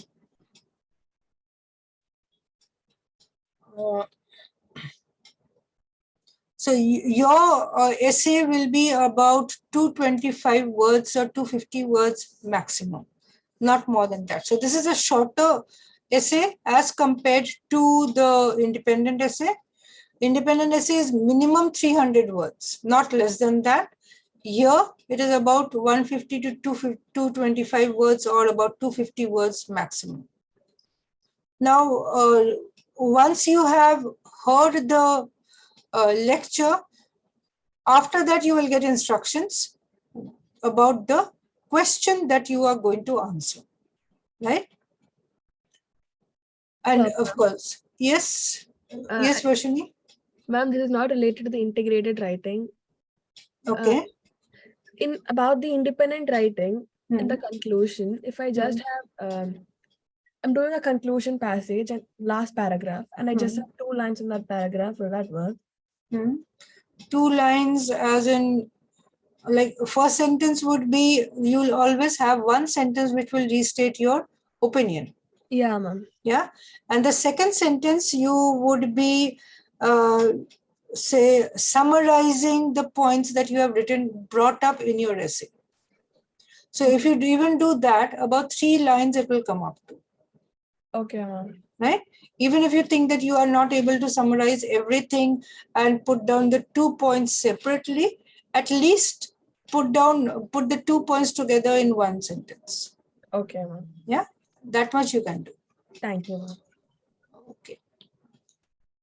Okay, so now coming, yes. Mama, I had one doubt. So like Yes, in good. the exam for integrated writing, so we would be only able to listen to the passage one time, like for this topic. So we cannot repeat it. No, you cannot repeat the lecture. It is similar to the speaking sections where the lecture will not be repeated. Same way in the writing section also, the lecture will not be repeated. Okay, ma'am. Yeah. But the passage will appear again after the lecture is done. Okay, ma'am. So now when the passage appears again, one thing that you have to make sure is that the terms, the names and the spellings that appear in the passage, you should get that correct in your writing. Yeah, okay. Okay? Yeah. So that is one thing the examiners will deduct points if you are not correct. Okay, now when we are talking about the format of the questions, the questions could be something like this. Summarize the points made in the lecture, being sure to explain how they cast doubt on specific points made in the reading passage. Right? So your focus is on the lecture, points made in the lecture, and it could be like cast doubt on. So like the lecturer doesn't agree with the points made in the passage or made by the writer in the passage, you can say, right? Now, there could be another question, the same type is, summarize the points made in the lecture, being sure to explain how they challenge specific claims or arguments made in the reading passage. Okay, it's the same thing. That it could be cast doubts or challenge specific points or claims. Or it could be summarize the problems made in the lecture, being sure to specifically explain how they answer the problems raised in the reading passage. Or it could be how they respond to the points raised in the reading passage. Right? So you have to correlate the points from the passage to the points raised in the lecture.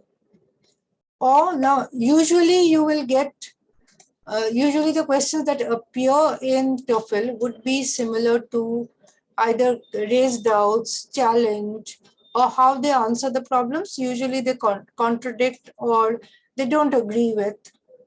Yeah. Or if it could be that they could also say how they support the explanations in the reading passage. Or summarize the points made in the lecture, being sure to explain how they strengthen the points made. So these two will be supporting. The others, this one could be neutral, or they could just be explaining, and these two would be not agreeing with the points raised in the passage. Yeah, similar questions could appear. Now, when we are talking about the how to go about the integrated, we will go into details when we are talking about them in the with examples and the template. Now, this is just an overview of how to go about it. So, taking notes is very important. So, when you are taking notes, usually I would advise you, again, you go into making copies.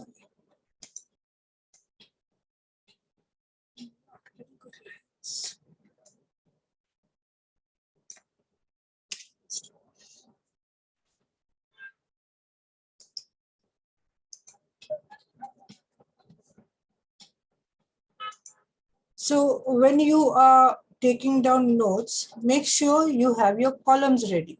So this will be from the passage and this will be from the lecture. Yeah. So in the passage, the first thing you come across is the topic or the main point. So what is the main point in the passage? The lecture will be dealing with the same thing. So this will come into your introduction. Yeah. The lecture and the passage are dealing with this topic, but the lecture disagrees the points raised in the passage. Now, each passage will have 3 points related to the topic. There will be 3 short paragraphs with 3 points. Now, when you're talking about the lecture will raise the first point and express some points related to this. Either agree with it or disagree with it, and give examples and reasons. So the reasons and examples will be important. Now, same thing related to the second point, same thing related to the third point. Now, it may happen that the order in which the lecture deals with the points may not be in the same as the order in the passage. So you can write down, and maybe you've already written down, the second point came first. So you just correlate it with your second point, draw an arrow or something. Yeah.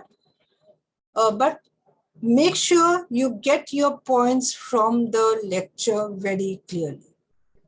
Yeah, because remember the scoring rubrics for the integrated task? What did it say? It says something like getting all the information, correct information, right? Remember? So when they are looking for correct information, if you have something which is misleading or vague, you will not get your points.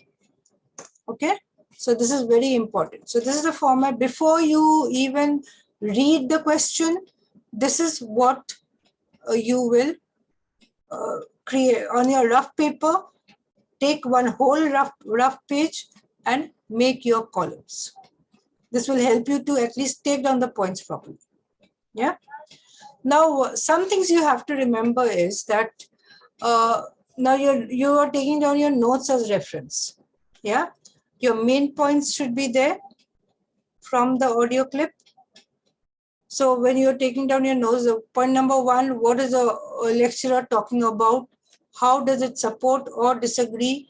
What are the examples? Now, the specific examples to strengthen the essay should be there, and those have to be mentioned in your essay. But don't use the same words that have been written in the passage. Or now when you're taking down notes from the lecture, of course, you will not be taking down entire sentences. So there is a less possibility that you will be using the same words. You have to paraphrase anyway. So when you're just taking down pointers, you will be framing your own sentence. Yeah. So but don't use the same sentence from the passage when you are referring to the point raised in the passage. Okay.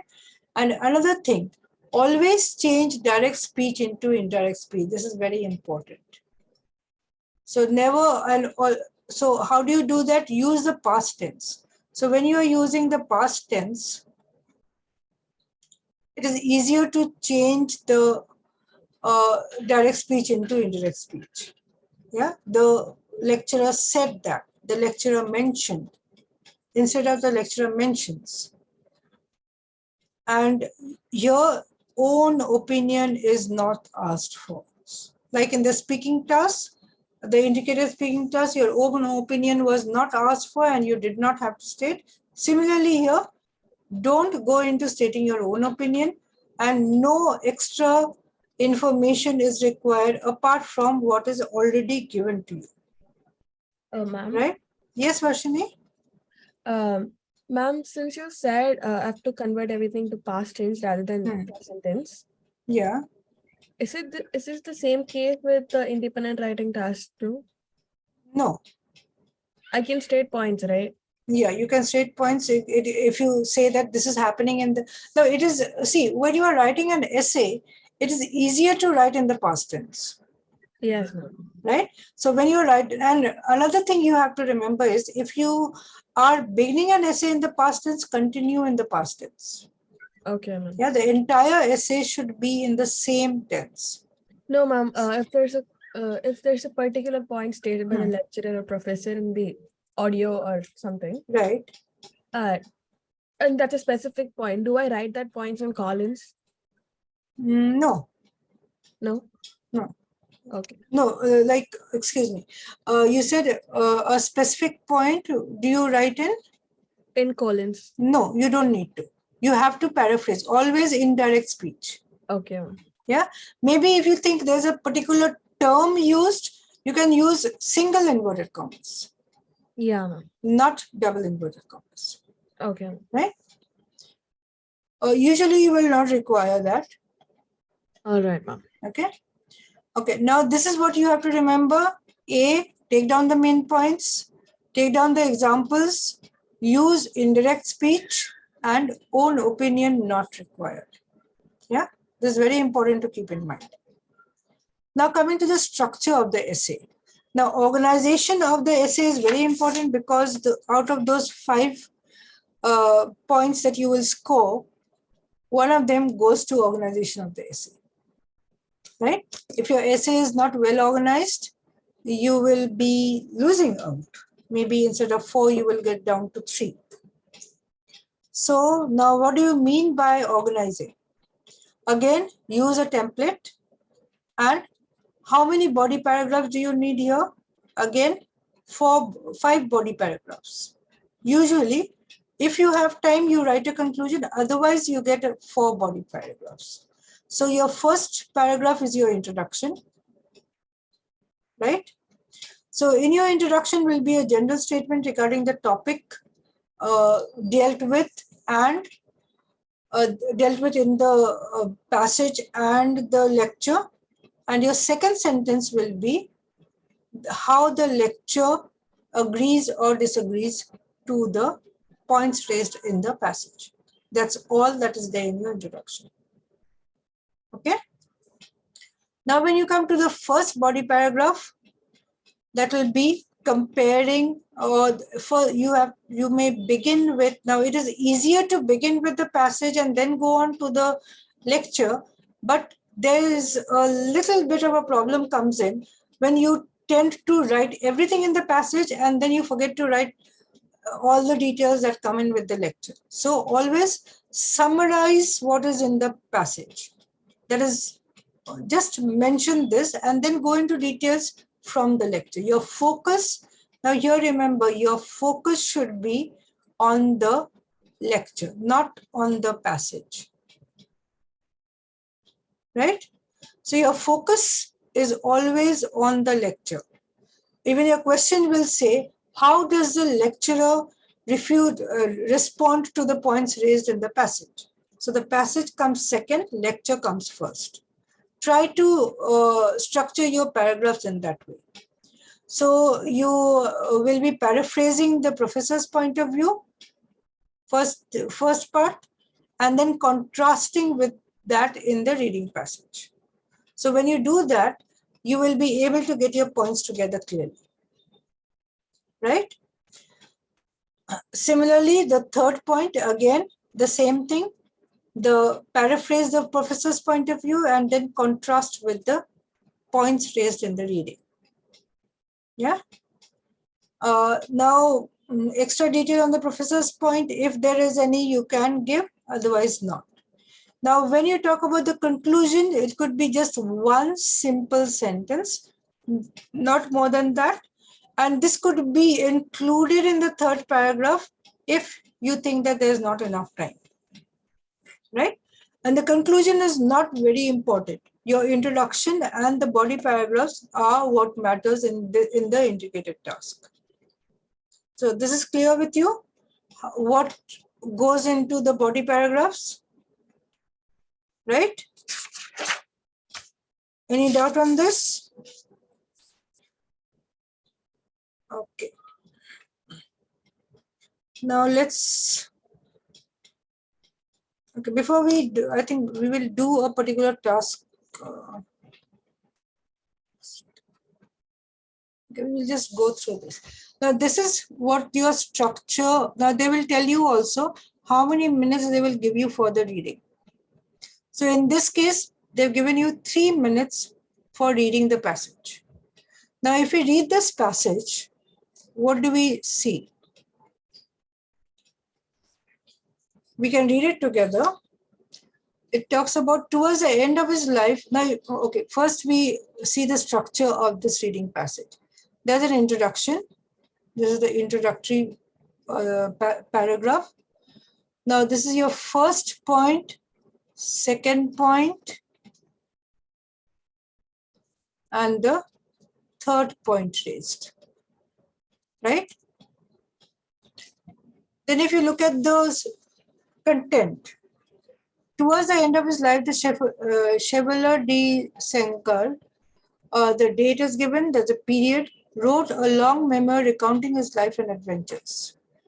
The Chevalier was a somewhat controversial figure, but since he met many famous people, including kings and writers, his memoir has become a valuable historical source about European society in the 18th century. Yeah, so this is just a background. Now, if you go through the rest of the passage, you will find that this is not of very of particular importance. Now comes the main point. However, whenever you come across transitions, remember this is going to be an important point. However, some critics have raised doubts about the accuracy of the memoir. This is the main point. So what is this passage about? The critics raised doubts about the accuracy of the memoir. They claim that the Chevalier distorted or invented many events in the memoir to make his life seem more exciting and glamorous than it really was. Now, this was an introduction.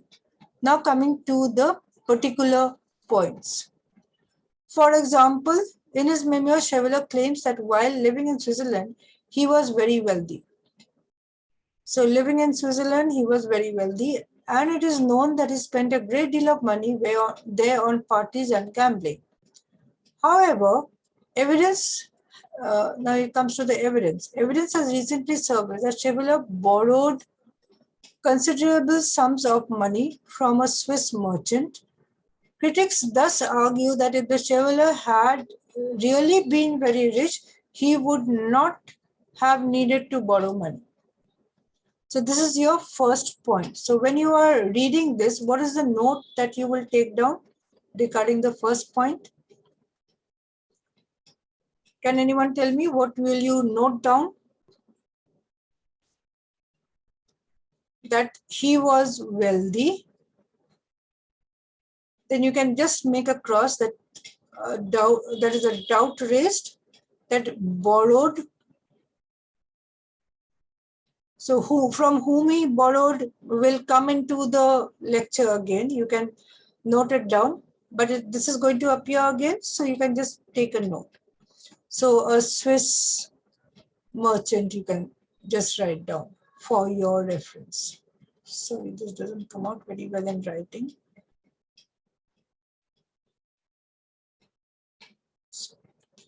So he need not have borrowed if he was wealthy. Now coming to the second point. Critics, now remember one thing, that you will not have the option of marking in the test, the marking in the passage. You may highlight it while you are going through it again, of course, but you will not be able to underline. Okay, so critics are also skeptical about the accuracy of conversation. So there's a second point, accuracy of conversation, that the Chevalier recalls in the memoir between himself and the famous writer Voltaire. So conversations with Voltaire, that can go into your notes. No one doubts that the Chevalier and Voltaire met and conversed. However, critics complain that the memoir cannot possibly capture these conversations accurately because it was written many years after the conversation occurred. Yeah, critics point out that it is impossible to remember exact phrases from the extended conversations held many years earlier. So what is the point that you will take down from the second paragraph? Accuracy of conversations with Voltaire. A memoir written many years later, not possible to remember exact details. Right? So if you write that, then you will know exactly what the second point in the lecture would be. So usually you will do your, so the lecture, sorry, the passage and the lecture will come in this way. Right? Now coming to the third point. Critics have also questioned the memoir's account of Chevalier's escape from a notorious prison in Venice. He claims to have escaped the Venetian prison by using a piece of metal to make a hole in the ceiling and climb through the roof. Critics claim that while such a daring escape makes for enjoyable reading, it is more likely that the Chevalier's jailers were bribed to free him. They point out Chevalier had a number of politically well-connected friends in Venice who could have offered the bribe. Yeah. So what is the point raised in the last paragraph? What will you take down in your notes? Who will tell me? Saransh, will you tell me what will you take down in your notes?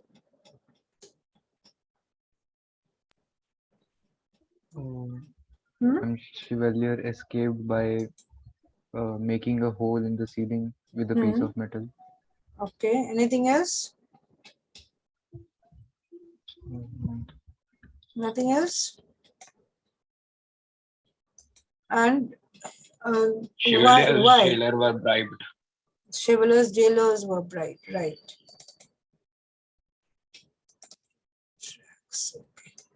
So now you've got your points from the passage. Yeah. Now you have to get your points from the lecture.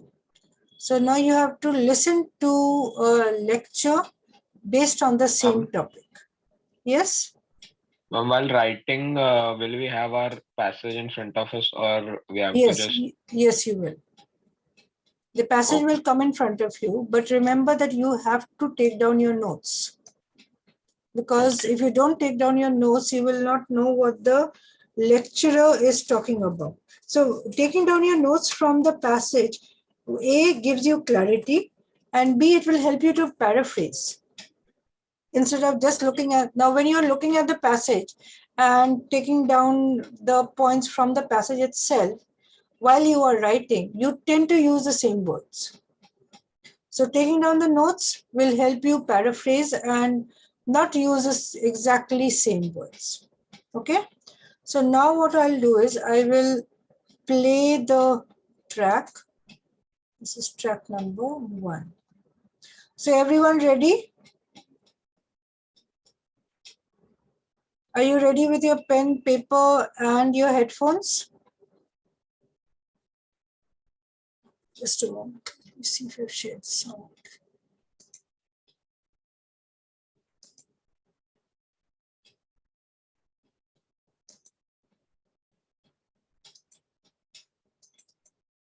Now listen to part of a lecture on the topic you just read about. No memoir can possibly be correct in every detail, but still, the Chevalier's memoir is pretty accurate overall, and is, by and large, a reliable historical source. Let's look at the accuracy of the 3 episodes mentioned in the reading. First, the loan from the merchant. Well, that doesn't mean that the Chevalier was poor. Let me explain. We know that in Switzerland, the Chevalier spent huge amounts of money on parties and gambling, and he had wealth, but it was the kind of property you have to sell first to get money. So it usually took a few days to convert his assets into actual money. So when he ran out of cash, he had to borrow some while he was waiting for his money to arrive. But that's not being poor. Second, the conversations with Voltaire. The Chevalier states in his memoir that each night, immediately after conversing with Voltaire, he wrote down everything he could remember about that particular night's conversation. Evidently, the Chevalier kept his notes of these conversations for many years and referred to them when writing the memoir. Witnesses who lived with the Chevalier in his later life confirm that he regularly consulted notes and journals when composing the memoir. Third, the Chevalier's escape from the prison in Venice. Other prisoners in that prison had even more powerful friends than he did, and none of them were ever able to bribe their way to freedom, so bribery hardly seems likely in his case. The best evidence, though, comes from some old Venetian government documents. They indicate that soon after the Chevalier escaped from the prison, the ceiling of his old prison room had to be repaired. Why would they need to repair a ceiling unless he had escaped exactly as he said he did? Okay, so were you able to get your points? Yes? Now, if you Yes, see, ma'am. the lecture is exactly, has the exact points from the passage. It is responding to the points made in the passage. All your integrated writing tasks will be of this format. There will be a passage, introduction, 3 points, or maybe 2 points sometimes, and the lecture will be responding to the points made in the passage, right? So who will be able to give me the points that you have written down? Can I? Yes, Vinayak, please go on. For the first point that he was rich, but it was also said that he took loans. The lecturer says that even though he was wealthy, he might have those kind of properties selling which he would get those money back. So he was selling his assets, and while he got his money, he took loans from. He basically took loans uh, while his money was coming, like that. Right. And for the second one, that how he was able to remember exactly what conversations were would have happened at that time. She says that he might have kept notes of those conversations because from the people who knew that person closely, said that he used to keep notes of different things while uh, writing his memoir. Okay. Then for the third point, that he wrote that he had escaped from ceiling, but there was a contradiction that he might have greater political contacts. No, the So he might have others could have bribed. Yeah. No, I'm telling about the Okay, passage. for about the passage, right? Yeah. So he might have bribed those jailers. So the lecturer says that the other prisoners had greater contacts, political contacts than he had. So they could also have bribed the jailers, but weren't able to. So it's highly unlikely that bribing was an easier option for an escape. And other evidence was that it was said that the ceiling of what was the name of that person? The ceiling of the jail, if you don't remember, they will come up in the, it was in the passage of the Venice prison. Yeah, the ceiling was repaired just after he escaped. So which is an evidence that he would have escaped through the ceiling by making a hole. So what was the evidence? It was the government documents, old government Yeah, documents. government Right? That is documents. important. So you have to get the every single piece of important information should be there. Yeah. Right? So now just to summarize what you really require in this essay, you have to summarize the points made in the lecture. That will be your question. Yeah. Now, if you just a second, go back to the question first. Okay. Now it will give you have 20 minutes to plan and write your response. Now remember the independent task you had 30 minutes because it was a longer essay. The integrated task is 20 minutes only. Yes, 10 minutes less. And they say 150 to 25 words, but you can write about 250 words or a little more, but don't make it too long. Yeah. Now coming to the question, it says, summarize the points made in the lecture, being sure to explain how they respond to the specific points made in the reading passage. So it says how they respond. They don't say that how they refute. Now, when they say how they respond, you have to say that the lecturer refutes the points made in the passage or does not agree with. Now, each paragraph, when you are going to use the transition words or the words such as refutes or does not agree with or is of a different opinion, you have to use different words to say the same thing. So you can't say refutes in every paragraph. Yeah. So this is what the question is like. So now comes to the comes like, how are you going to frame your answer? Right. Now we'll do the framing of the answer maybe in our next class.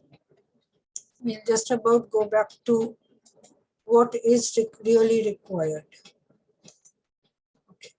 So now when we talk about what is required, first thing, what is the question says? Summarize the points made in the lecture. So what is your focus now? Focus is the lecture. So you have to begin with the lecture. So the lecturer refutes the points raised in the passage. That's every paragraph should be focusing on the points made by the passage. Now explain how these points respond to the ideas in the passage. So first is what the lecture does, then explanation of how it is done. Now you have to take notes. I said focus on the lecture's response to the points. It should be precise notes that you're taking down. Yeah. Then this you have to remember, like when the examiner is reading your essay or your, I would say, analysis of the two of the passage and the lecture into your essay, 60% of each body paragraph should be summary of the lecture, right? And the rest 40%, the points made in the passage. So if you begin with the points made in the passage, you tend to go about 60% on the passage, and then you come back to the lecture. Rather, if you begin with the points made in the lecture, you can achieve this 60%. Yeah. So you will be just about shortening the reading summary. And of course, paraphrase. Don't just copy from the reading. Always paraphrase. Yeah, that is very important. Okay, now, so your notes taking was what? From the passage, this is what your notes taking would be like. Point number 1, example. Point number 2, point number 3 from the passage. And from the lecture, response to point number 2 and example given. Response to point number 3, example.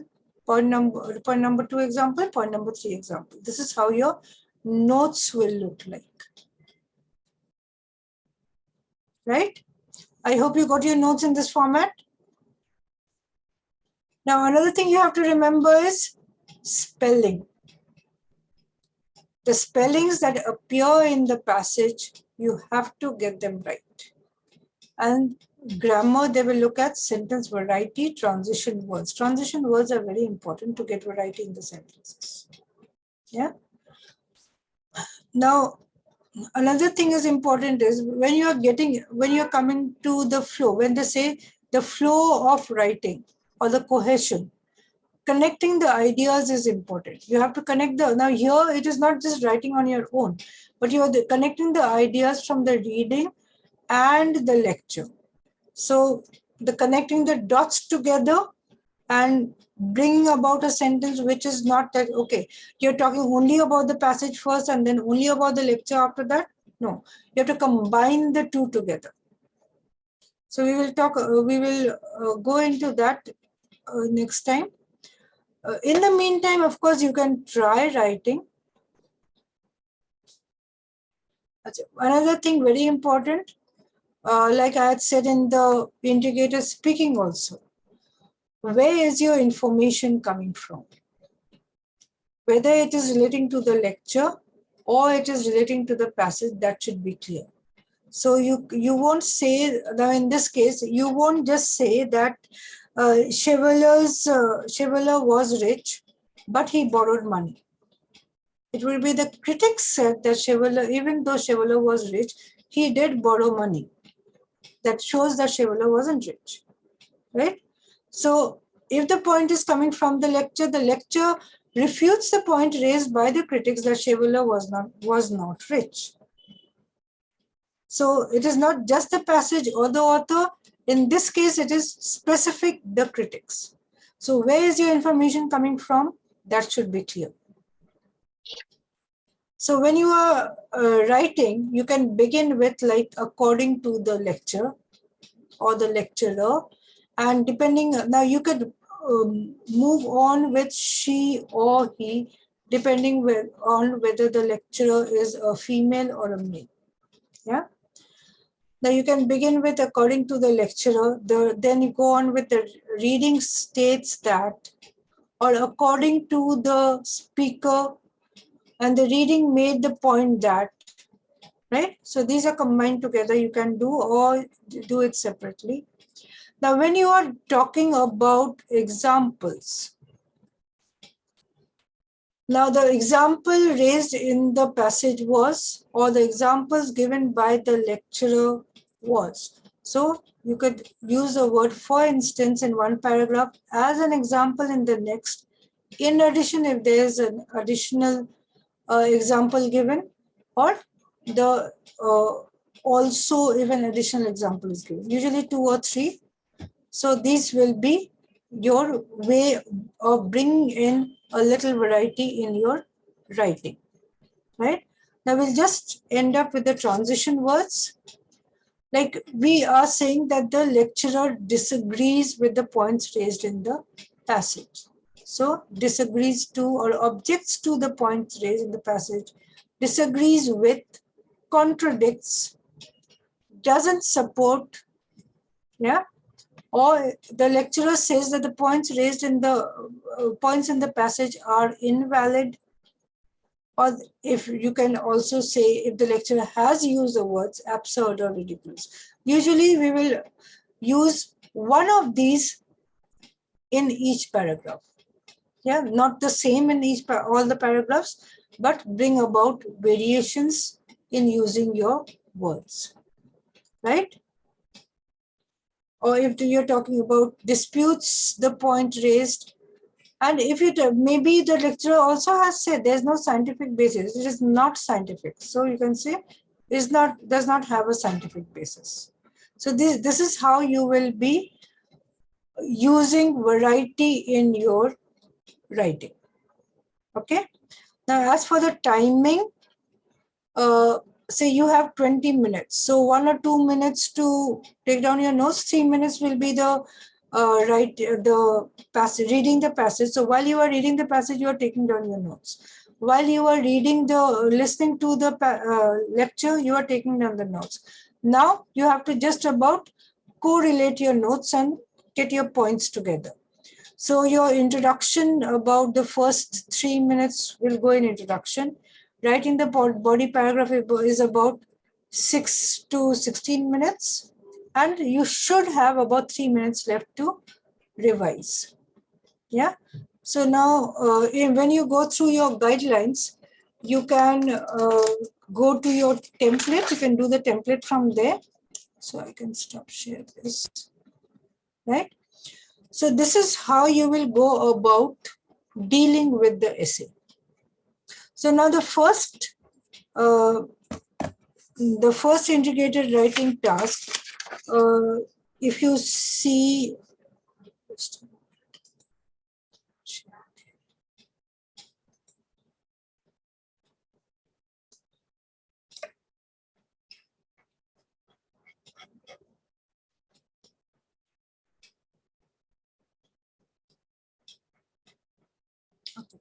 so if you scroll down or you turn the pages, I think till about page 69 or 70, it should be in your books. The points have been given in tabular form to you. Yeah. And you can see if you have the same points down in your notes. Right? And now you can start writing your essay. I would like you to at least give it a try. So that I know that what are the problems you are facing. You will come up with the, sorry, did I share?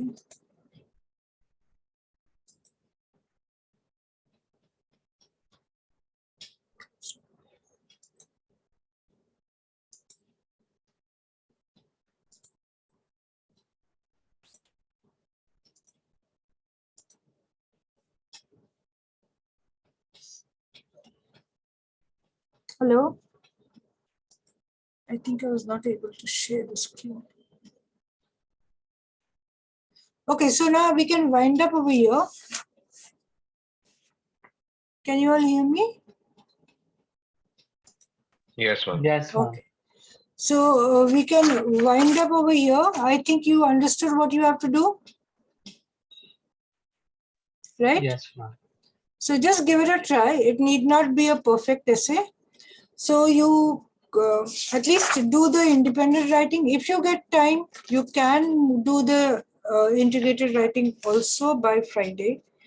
Now, after Friday, we will have one more lecture next Tuesday. And that is going to be the last lecture. So whatever doubts you have, unless you write, you will not come up with doubts. Okay, so that's why I'm telling you to write. So if you come up with doubts later on, we may have we could solve your doubts after the mock tests, but to do the mock test, you should be prepared. Okay, so go ahead, give it a try to writing, and then we will solve all your doubts in the next session. Okay, so that's it for today. Thank you so much. Thank you. Thank you, ma'am. So, Good night. good night. Thank you, ma'am. Thank you.